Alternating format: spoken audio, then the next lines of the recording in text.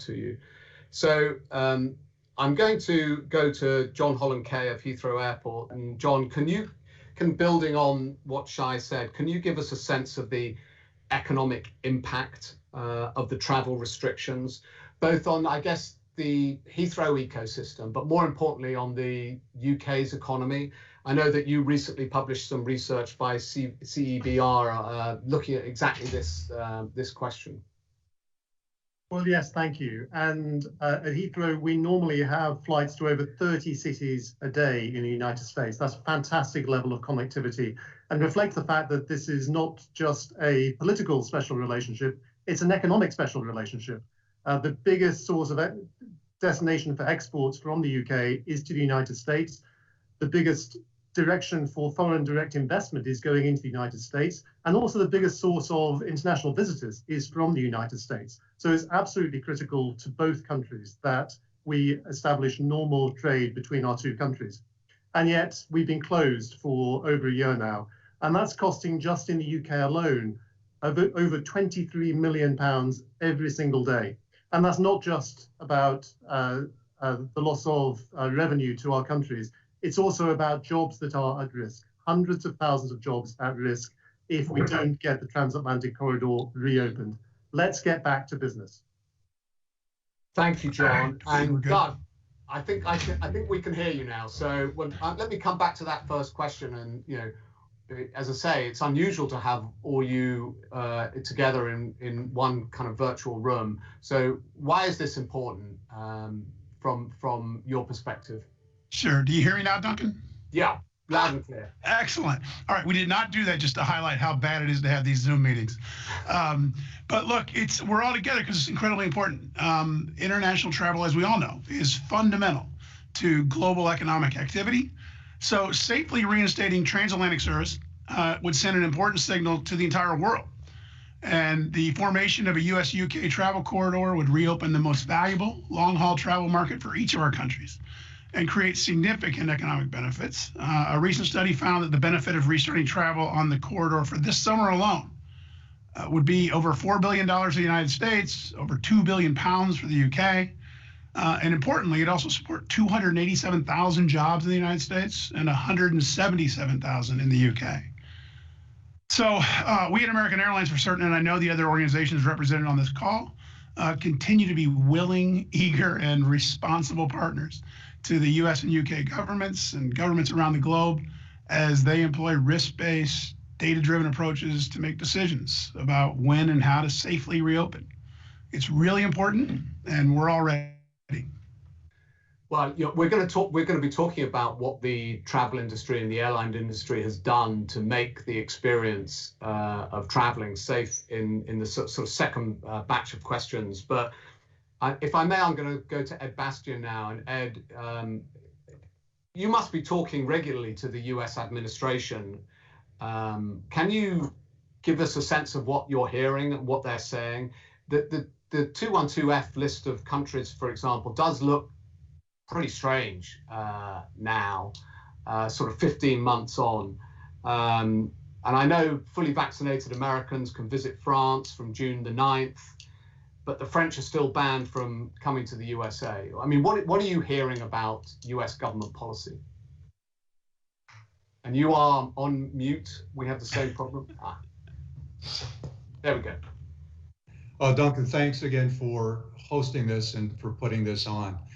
You're right. We are spending an enormous amount of time with our administration here in the U.S. to safely remove the 212F exemptions, and we think this should be the prime example of a restriction that should be lifted, which is creating a U.S.-UK safe travel corridor. We have done a tremendous amount of work with the Mayo Clinic. In fact, our administration here has been very clear with us that we need all to follow the science in order to defeat the virus and crush this pandemic. And that's exactly what the science that the Mayo Clinic has been studying for us over the course of this last year. And what they have concluded, it is extremely safe to travel between the US and the UK. A vaccinated traveler can travel without quarantine, should not have to quarantine, should not have any restrictions at all between the US and the UK. and one that's not vaccinated can be tested with a 72-hour pretest and have that same opportunity. The Mayo says, based on the current case rates between our two countries and the very high vaccination rates, which we come close to leading the world between our two countries, the chances of a person getting on a plane and traveling between the UK and the US and having COVID is approximately 1 in 10,000. And when you layer in all the safety protocols that we've deployed, masking, the filtration systems, the high quality of those, the cleanliness, the sanitization. At Delta, we've implemented over 100 changes to our safety standards and protocols, from how we board and how we clean the planes. And every single airline on this call has done, very much the same. They've told us the chance of traveling from the UK to the US and contracting COVID is 1 in a million on board a plane. So the risks clearly are very, very low, extremely low. And the real risk, though, is, as Doug mentioned and others have mentioned, the cost both in jobs and in commerce and in families just getting back together and getting our world open again. Yes, well, thank you, Ed. Couldn't agree more. And I'm just coming to you, Sean, just thinking again about the economic implications of these restrictions. What are the broader implications for airline schedules of these massive restrictions? If passengers basically can't travel across the Atlantic, what are the kind of broader implications? And would you like to add anything else about the economic issues that we've covered? Thanks, Duncan. I think it's been well covered, the economic impact, but the numbers are very significant. About 5 million people travel to and from the US and the UK every year, and a big chunk of those are doing business. Another big chunk are reuniting with friends and family. So I think the current restrictions are taking a big human toll. But I think if Britain wants to be global Britain and to be open for business, it simply has to get trading again. And anybody who thinks you can trade without air links, they're kidding themselves. So we can do it safely, but it has been devastating. Shai and I and John were out on the runway and we were taking photos. The second runway at Heathrow today is closed. I've never seen that before. I think it's the first time since World War II that we've had such limited movements. So it's been devastating, but we have a great opportunity to get back in the air. And we would urge President Biden and Prime Minister Johnson to seize the initiative this week. We can set the pace for international travel. Two countries, low prevalence of infection, high vaccination rates, low risk. We've got to go for it. So I'm going to come now to Scott, if I may. That is actually Scott Kirby. It's not Dragan Dragojevic. Scott, excuse me, Scott. I'd like to build on what Ed was talking about in terms of the question of safety and consumer confidence. Because if you look at the domestic market in the United States over the last few months, it's been incredibly strong. So what does this tell you about the consumer's willingness and confidence that traveling is safe and the air travel experience is safe? You may want to talk a little bit about what you guys have done to make that a reality, but just give us a sense of your feeling about the implications of the domestic market on international travel. Sure, thanks, Duncan. And we're all confident on the safety of air travel. Aviation was the leading industry, I think, in responding to COVID and putting in protocols to make it safe around the world. Ed talked about the 1 in a million chance if you fly from the UK to the US. But early in the crisis, the cleaning protocols on airlines, the first major industry to require masks on board. And importantly, the study about air filtration on board airplanes is what gives us so much confidence in flying and in aviation. The study that we partnered on with the Department of Defense here in the United States essentially said that flying on an airplane is the equivalent, because of the airflow on the airplane, is the equivalent of being 15 feet away from someone in a building, even if you're sitting right next to them. Here in the United States, as we've opened up, we've seen an incredible resurgence of leisure travel to start, followed by the beginning beginnings of business travel.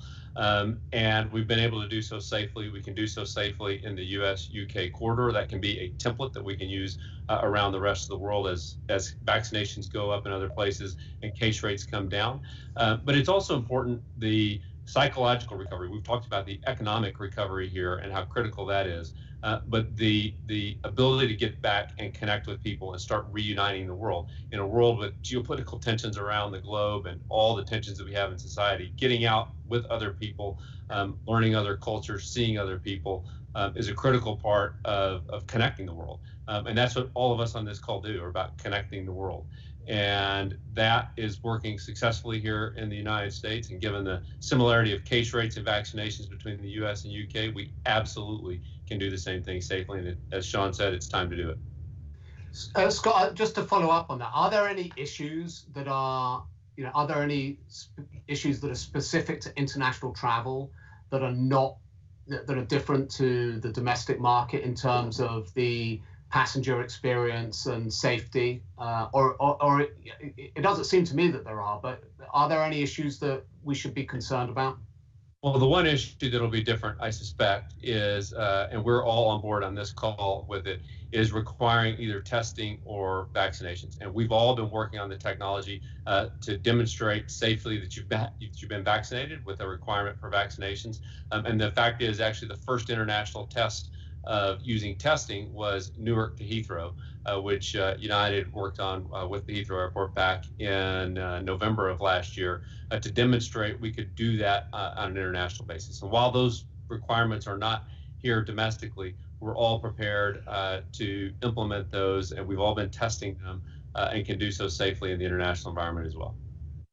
Yeah, I'm going to come back to that actually, because there's also the question of what happens at the border, and I'll ask John to talk about that in a moment. But first, I'd like to bring in Robin Hayes of JetBlue. So you've also had a busy few months in terms of the domestic market, which has been incredibly strong. What have your customers been saying as they've been using your service? Well, good morning, good afternoon, everyone. I think in the US now, we've seen the same for 2 or 3 months. People are getting vaccinated, and one of the first things they want to do is travel. And we've demonstrated that they can do so safely. You've heard from all my colleagues here today how much this industry has done to keep it safe.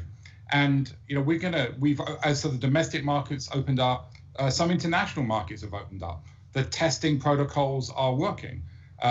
Airplanes are full. COVID case rates are still coming down. So there is plenty of data out there to show that we can open up the UK and US air corridor very safely.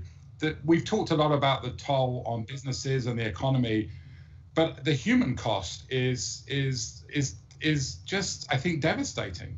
You've got people who have been vaccinated. They haven't seen their kids, their grandkids for over a year now.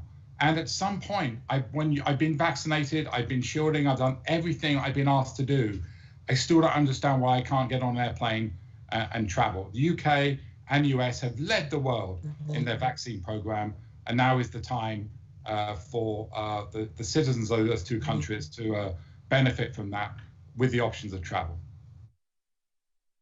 Yes, and John, picking up on that, can you just expand a little bit on why the US should be on the UK's green list, and why the US should be confident that the UK is a safe place for its citizens to travel to? And maybe you could also just address this question about what happens at the border. And I think there's sometimes some confusion about the responsibility for what happens in the airport and then what happens at the border. So how ready is the UK government to deal with increased travel?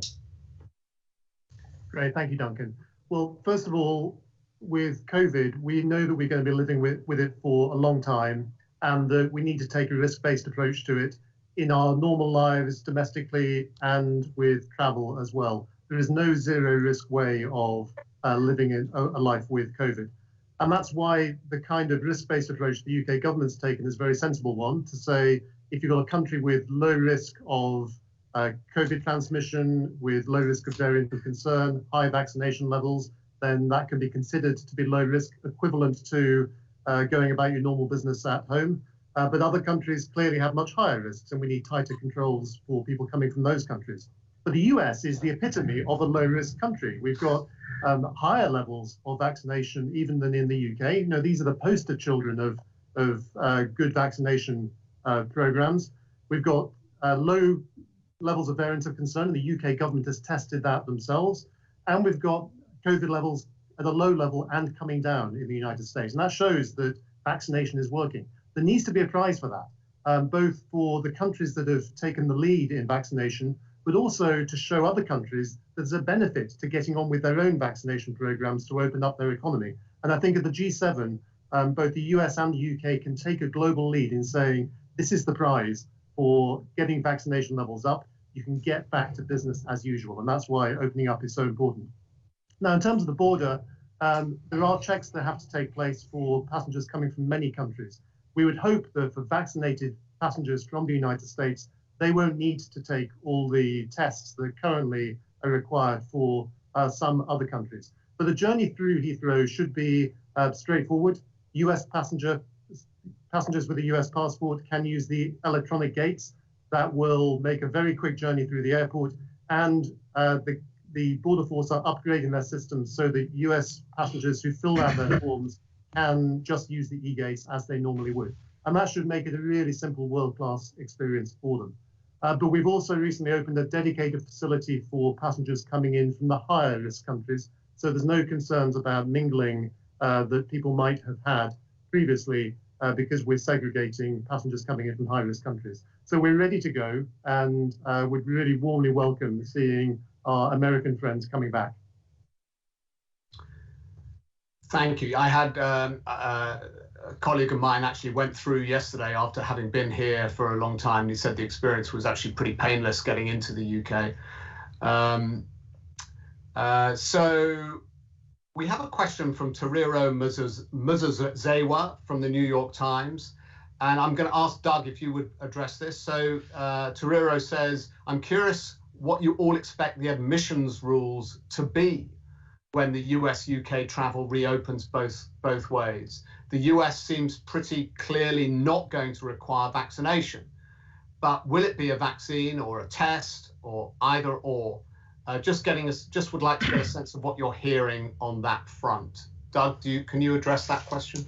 Sure, I think Scott already referenced this, but we're prepared to either vaccinations or testing or both. And in order to get this started, as Jonathan just articulately said, is really important. So while vaccinations aren't required in the United States, that doesn't mean vaccinations won't be required to travel between the United States and UK through this corridor.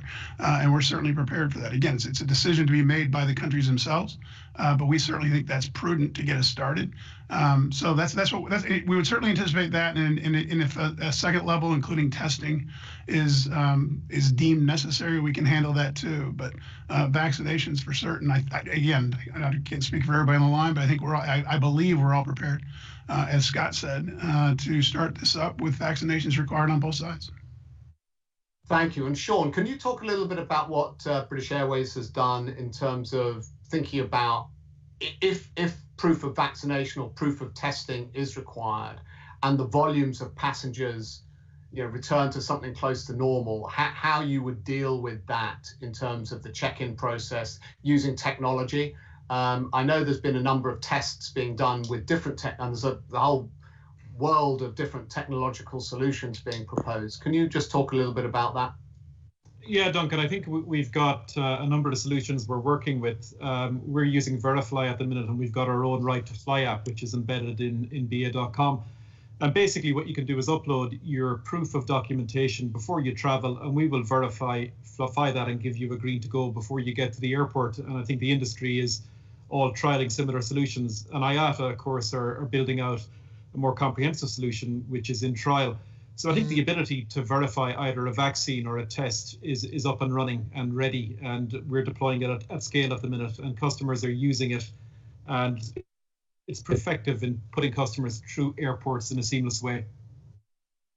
Yes, and we have a question on this topic, which Ed, maybe I could address to you, because I know you are flying passengers to places which allows doubly vaccinated people in Europe and elsewhere. So the question from Tom Parmenter from Sky News: should passengers who have been fully vaccinated be given an easier path to travel than those who haven't? And if so, what should that path look like? I mean, it's an interesting question, isn't it? Yeah, it is an interesting question. And again, I think this is something we should leave to the science and to the experts. We're not medical experts, we're airline experts. And what our medical experts have said is that if you are vaccinated, you should be free to be able to travel to any country that will take you in without a quarantine, without a testing requirement. If you're not vaccinated, you can fulfill the same type of care with a test.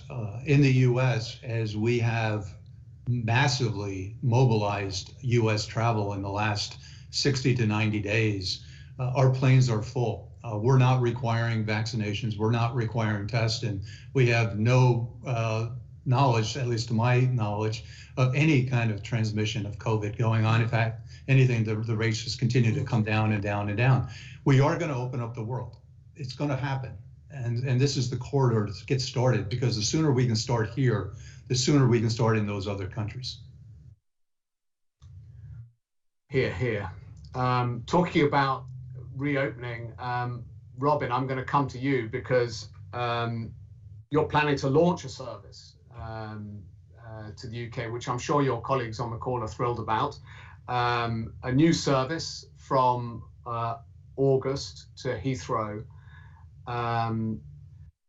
So given the fact that there are currently restrictions in place, I mean, can you talk about kind of the broader issues of competition and choice on this route? Yeah, no, thanks. I mean, I think the fact that we are all here means we all love competing. We all do it in a slightly different way. We all have different advantages and disadvantages to bring our customers. I think what everyone is just saying on this call is, we just want to crack at it again. We think we can. We know we can operate safely. We've been doing it for months in the US, in the domestic market. We've been doing it for months in the US, in the Caribbean, and some of the Latin America markets. And when we look to the UK, they have done an outstanding job with the vaccine program. So we just want to get back to a world where people can have a choice of airlines to fly, and let the customer choose. And of course, I'm very happy that JetBlue will be one of those. But this is much bigger than JetBlue. I mean, this is an industry issue. This is an issue of getting families and people connected again, and we can do it safely and we can do it quickly. So Roger, can I come to you from a sort of broader kind of travel industry perspective and give us a sense of the impact on the US economy, particularly around, I guess, employment issues of the ongoing closure of the US-UK route? Certainly, when you look at it, this is a crisis in three prongs. Obviously, a health crisis, an economic crisis, and a personal crisis, as everyone said. We work with all my colleagues that are on the call today, but also with the hotels, with the attractions, with the destination. And 83% of all travel business is small business, and we've got to remember that. And we can't just look at the economic impact on travel, but all the things that happen because of travel is so important. Put it in perspective on jobs. In the first 2 months, half the travel industry was out of work. Still today, 65% of all the unemployment in the U.S. comes from the travel industry. And unless we get business travel and international travel back, that represents 41% of all the economics and a third of the jobs. So that's why it has to come back. And I think, as Ed said so well, we've had 2 million people a day flying. Domestic is strong in the U.S. and with no reported problems that we know of. So with the belt and suspenders of testing and vaccination, I think this time is right to really begin looking at opening this up. We've got to put people back to work and get the economy moving again. So thank you, Roger, for that. And I think one of the issues that I think government confuses, and particularly for us, we're obviously a business organization focused on the business market rather than the leisure market. But I think we get a sense that the government thinks, hey, business is doing fine. They've got, they're doing Zoom calls, they're talking to each other across the Atlantic. But the one sector that definitely is not doing fine is the small and medium-sized enterprises, because SMEs, the managing director is also the sales director, is also the HR director, is the new business director. And we hear time and time again of SMEs that just cannot see their business, see their customers in the other market. So they've basically gone into hibernation. And it's just another difficult area for small and medium-sized enterprises to have to deal with. But changing tack, we have a couple of questions about how quickly the market could reopen. Mary Schlangenstein from Bloomberg and someone, John Guest, on the chat. Once the governments, and Scott, maybe I could ask you to talk about this. So once the governments agree to convene a summit on reopening transatlantic travel, or if they agree to reopen, what's a realistic timeline for when flights could resume? Because presumably you can't just do that the next day. Well, we probably all have similar timelines, but we could be back flying. We already are flying, but we could add pretty significant capacity in I would say a 4-week time period. And what we've seen is there's huge demand. Normally we would never try to fly across the Atlantic with a 4-week window to take bookings. But in this case, it's important to just reestablish those links. It's important for confidence. It's important for the recovery. And so we would certainly try to do that on relatively short order, and there's probably reasonable demand. But the bigger point I would make is we are in the peak travel season for travel between the US and UK. And every single day that goes by is a day lost for the recovery. So sooner the better at the G7, hopefully at the latest. Yes, well, that's encouraging. We have a question from ITV News, and maybe I'll ask Shai to address this. How can you ensure travel between the UK and the US will be safe? Surely there is a long way to go before a travel corridor between the UK and US can be considered safe. Are vaccination rates really where they need to be to allow travel? That is not from me, that is from ITV News. Yeah, that's a big question. I think I'm going to slightly take the line that Ed started with. First of all, we become all professional in looking at all the data and the facts, and this is going to be a data-driven approach. The government here in the UK set up a number of tests, and those tests, when you look at the US, has been met. Vaccination rates, the level of prevalence of the disease, of variants of concern, and of course, the level of impact on the hospital systems. Both the UK and the US meet those standards. And I would say when you add the 1 in a million across,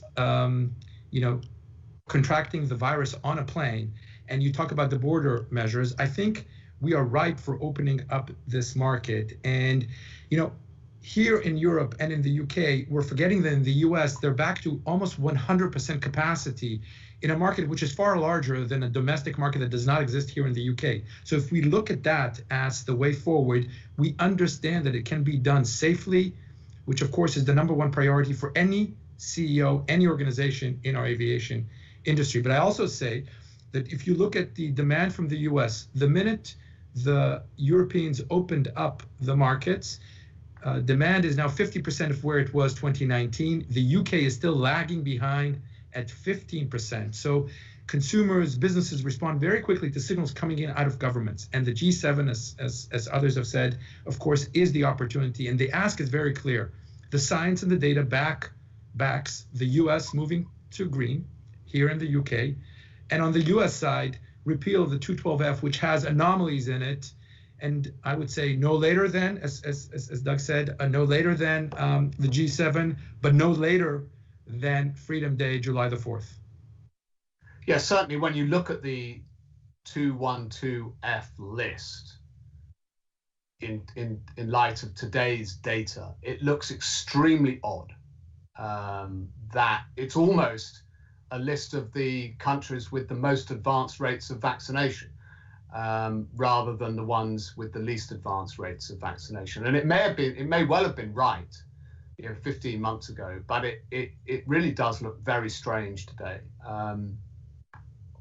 So we have a question. It's a fairly direct question. I'm gonna put it to John Holland Kay. Do you think that this is from Neil Lansfield from the Press Association? Do you think the UK government is basing its travel policies on politics rather than data? I certainly think the government is being cautious in the build-up to the 21st of June, which is the date is set for opening up again. And I think we can all take some assurance that they are being so cautious. But we have to open up at some point. And we have a very good basis for doing that, which is the risk-based approach the government has published. And all we're asking them to do is to follow the guidelines they set themselves.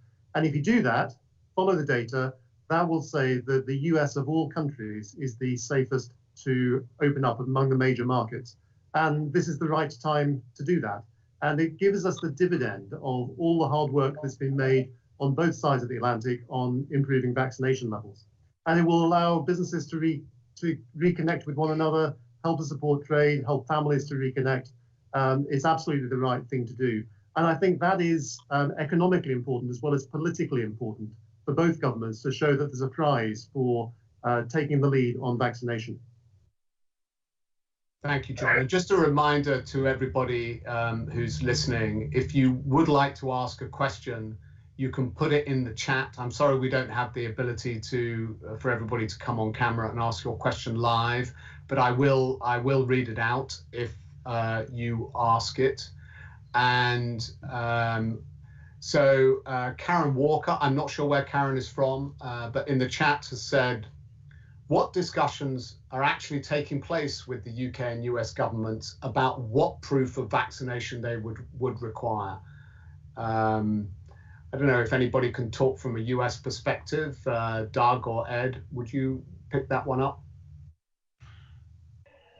Go ahead, Ed. What is the US Doug. government saying about proof of vaccination, if anything? I'll go ahead. I'll go ahead. I don't. Again, Karen, I'm not sure that we know exactly. Again, we all have established vaccination protocols for ensuring that the traveler is indeed vaccinated. The real point of all this is to get to where we change this focus. As Duncan said, this 212F list doesn't make much sense anymore, and change the focus away from countries themselves and to the traveler themselves. And vaccinated travelers are safe to travel. And if you're not vaccinated and you can pass a test, you're safe. You should be safe to travel. And that's where we need to get. Proving that is something, again, that'll be up to individual countries to decide what they're comfortable with. But we know we can handle whatever they decide. I agree with Ed. We need to be following the science here and let scientists tell us what we need to do. But the science certainly says if you are vaccinated, air travel is safe already. And if you're vaccinated, you're safe to travel between countries. Doug, if I could add on to that, what we know is at least our administration in the U.S. is very concerned about continuing the vaccination push in the U.S. to get to herd immunity. And in the U.S., we're at about 65% of eligible adults who are eligible for the vaccine have taken the vaccine. And I know they're looking over the course of the next few weeks a concerted push to get over the line. One of the reasons why we're having challenges getting over this last 20 to 30% done is what are the incentives for people being vaccinated other than just simply their own welfare? Well, a great incentive is to be able to travel internationally. So one of the things that we should be encouraging is opening up, given the safety of the science, opening up international travel to those who've been vaccinated to give them another reason to be vaccinated. Yeah, thanks, Ed. Look, I'll just pile on that. We have begun to hear in the United States, well, okay, you may not get it done by G7 because we want to see the vaccination rates, which are stubbornly stopping it at somewhere around 60%, get up to 70%, and then we'll do it. I agree with Ed. This would be a good way to help compel that to happen, to give people yet another reason to get vaccinated and get us over that 70% threshold. So we're working with the U.S. government to help them understand that point. They, of course, understand it.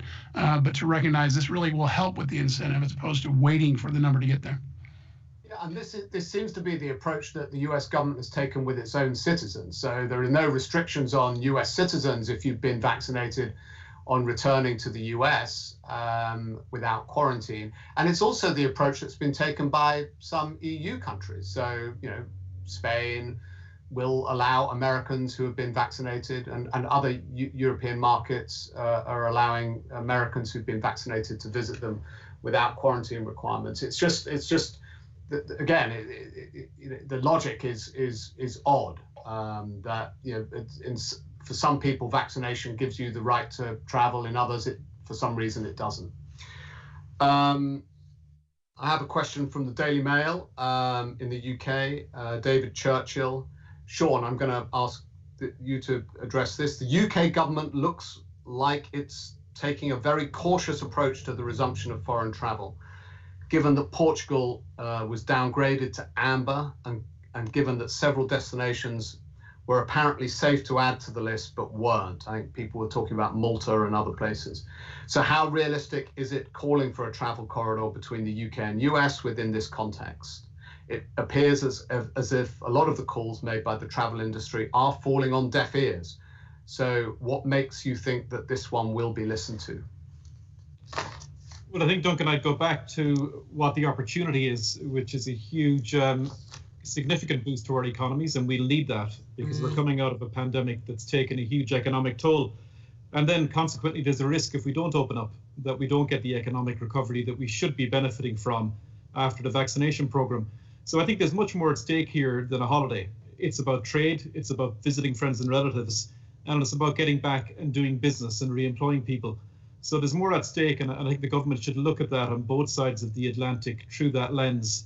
But I think you're right about caution. It has been, I think, frustrating. I think customers and travelers deserve more consistency. It was disappointing the way the Portugal situation was handled. And I think we can make a much better fist of the framework in giving both travelers and the industry a lot more certainty to plan against. Duncan, Roger Dow, if I can chime in there. Yes, of course, Roger. Know that everything is a process. You've got a plan, you've got that 30 days that people were talking about. So what we need is a date specific to shoot for, because if we don't have that, we'll just keep kicking this can down the road. So I think it's very important to come up with this date, and that will push vaccination even more, and it'll push the planning process. So it's important to have that date specific versus just saying start tomorrow. Well, I completely agree with you. And I think in the UK, everybody thought that they had that date of June 21st when the government had said that all restrictions would be lifted. They didn't explicitly include travel restrictions, but it was, I certainly felt it was implicit in the date of June 21st when that was announced, 4 or 5 months ago. I actually have a flight booked on June the 20th on that basis to the UK, but it doesn't look like I will be able to avoid quarantine. So I think we're in danger unless we're careful of just going over the same ground again. So I'm going to ask each of you if there's anything that we've missed in this conversation that you'd like to say that we haven't covered yet. Sean, is there anything that we've missed? No, Duncan, I think we've covered the opportunity very well, but I think I just would urge, politicians on both sides to seize the initiative. We've got momentum, we've got a great opportunity. We got to get back up and running, and the North Atlantic would be a huge boost to the industry. So, let's seize the day. John, what have we missed? Anything? I think a couple of questions have been about, well, why now when this hasn't happened in the last 15 months?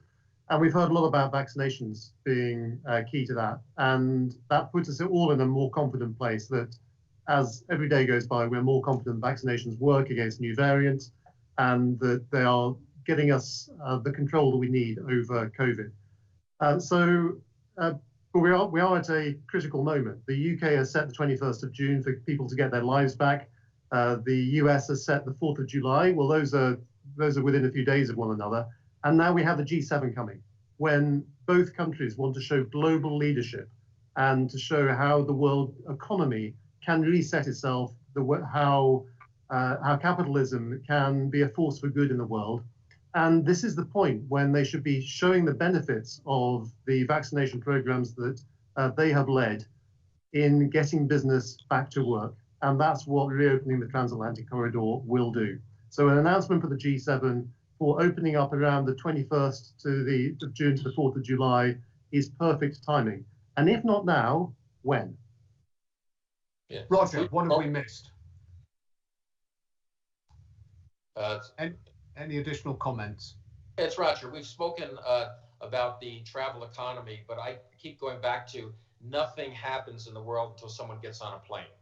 What deals are made, products are sold, and we really have to look at the expansive global economy that is all tied to air travel. Well, and I think the politicians understand that. Otherwise, the G7 conference would have been conducted on Zoom. But what is frustrating to so many of our members is that the exemptions have been granted for the politicians, but not for the rest of us. Doug, is there anything else that you would like to add that we've missed? I'll just summarize by saying we're ready. The airlines are all ready. The citizens of both countries are ready. There's enormous pent-up demand for this route to open back up, for international travel to open up, and this is about global leadership. And we would encourage both the U.S. and UK leaders to get this started. We will prove that we can make this work, and we'll prove it to the rest of the world, and our leadership will make a huge difference in economies rebounding around the globe. Thank you, Doug. Shai, anything to add? Yeah, all I would say is, first of all, let me just remind us that this is not about aviation. It's just on its own. 1 in 10 jobs in the world are to do with travel and tourism. So this is so much bigger than all of us individually and combined. I think it also is important that we understand that this is not a choice between health or travel. Both can happen simultaneously, with utmost respect for individuals, for the countries, for the efforts that everyone has made over the past year and a half. And for the UK itself, any day that this remains shut down is costing our economy £23 million, putting 500,000 jobs at risk, after we've already lost 30,000 jobs in the UK alone in our industry. So this is really about the livelihoods of the people within aviation, but importantly, the people that rely on aviation. I think we'll be amazed at how quickly things follow once UK-US opens up. People need someone to set the example, and this is the prime opportunity to set the example, and the rest of the world will quickly follow by this example. Thank you. Robin, did you have a comment to make as a final word? Yeah, coming off mute. No, that wasn't my final word. Look, I sit here in New York, and there was probably no part of the US more impacted by COVID at the beginning, or more cautious about COVID than New York. Now, when you're out in New York, the bars are packed, the restaurants are full, people have got vaccinated. Certainly my morning train is now full, almost full, whereas it wasn't even a few months ago. So people are getting back to their normal lives. And so that's what our customers want. We can do it safely. Case counts in New York continue to come down, even as New York has opened up. And so, I think people just want the same opportunities that everyone else is, seeing as you look around the US. And we can do this safely. We will do it safely. And we look for the governments to take some action so we can get this air corridor going. Thank you, Robin. And Scott, I'm going to come to you and then to Ed for the final word. Okay. So I'll just wrap up with what everyone else is saying. This is really about our customers. This is letting families get back together, friends that haven't seen each other, business need to be together. This is about our customers and letting them reconnect, and we can do so safely. And Ed, you get the final word. Well, I think we are all in strong unison on this, which is something that's very rare in this industry, to have the leading airlines across the US and the UK speaking with one voice. And hopefully the world will take notice of the importance that we ascribe to not only the safety of our operations, but the importance to the well-being of all Americans and all UK citizens as well, to enable them to be able to visit each other. One other thing I would mention, Duncan, is that as you can see in Europe, a number of countries are opening up to US vacationers. The Southern European countries, the Mediterranean countries, France is opening up. US travelers are making their plans now. If the UK delays much longer, unfortunately, they're going to lose some real opportunity for US travelers, because it's not going to be a viable option on the list, and those decisions are being made as we speak. I know. My wife booked a flight to Athens from New York yesterday, so not with me, unfortunately, but she's going.